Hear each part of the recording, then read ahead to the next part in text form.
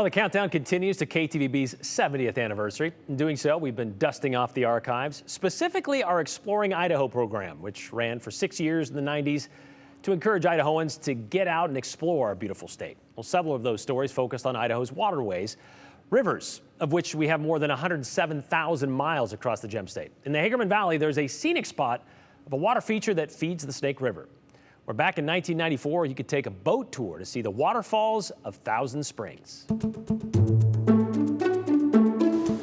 a scale of 1 to 10, this is 11. This is a real pretty waterfall here. And the main beauty is you can get so close to it and just feel the spray hitting you in the face. Bubbles up right out of the ground about 2 miles from here, and it's just a beautiful area. But the people really like it. Russell Lemoyne of Thousand Springs Tours thinks this part of the Snake River Canyon is one of the most scenic places in Idaho. The area is named for the hundreds of beautiful artesian springs that flow from the canyon walls.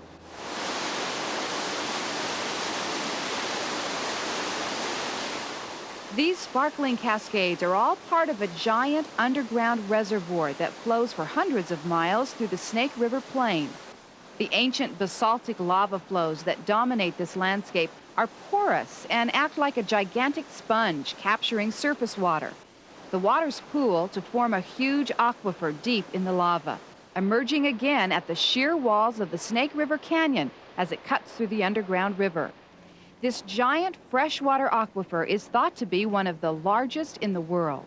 This is a very good example of way the springs just bubble directly out from the canyon rim here. And this is one of the few breaks in the canyon here where it can actually be released and comes right out of the canyon wall and flows into the river.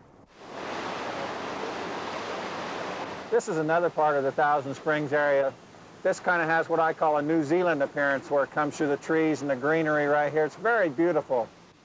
In addition to their beauty, these springs are very important to the ecosystem because they recharge the river with clear, purified water.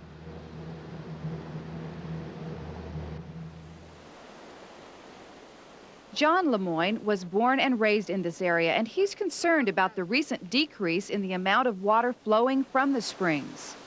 The spring system puts about 6,000 cubic feet per second into the river. The whole system is viable only because you have this spring flow in here.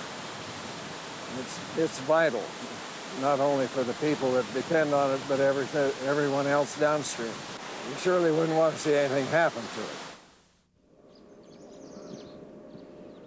Wildlife also depends on this area. A nearby island is a safe haven for a rookery of great blue herons. The great blue heron mate for life, and they reuse these nests year after year. Really interesting to watch these birds through the years. Matter of fact, it looks like that great blue heron right on that single nest looks like that she has a baby in that nest. This is one of my favorite stretches of the river. Come up here early in the morning and there's lots of herons and waterfowl, ducks and geese on the river. And it's just so peaceful up here. It's just like you're in a different world. As we travel upriver, the grandeur of this area unfolds. Ahead lies the tabletop ridges of Blind Canyon and Box Canyon. Here we'll enter a large natural amphitheater shaped by the forces of nature. Headed into Blue Heart Springs area here. This is a natural artesian spring that bubbles up right from the floor of the river. I'll be able to pull right over the top of it and you'll see the sand just percolating. Just beautiful. From the crystal blue pool of spring water to the dazzling waterfalls, we find breathtaking beauty everywhere.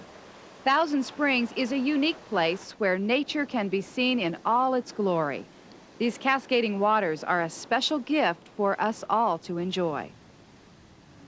Okay, so we made some phone calls today to see if any of these boat tours are still around so you can go out and check it out for yourself, but we don't see any that are available now or not necessarily in the near future either.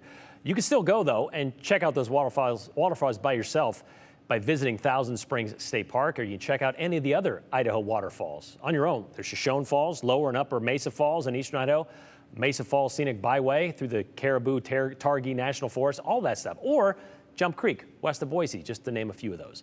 All those make for great day trips coming up this spring and summer.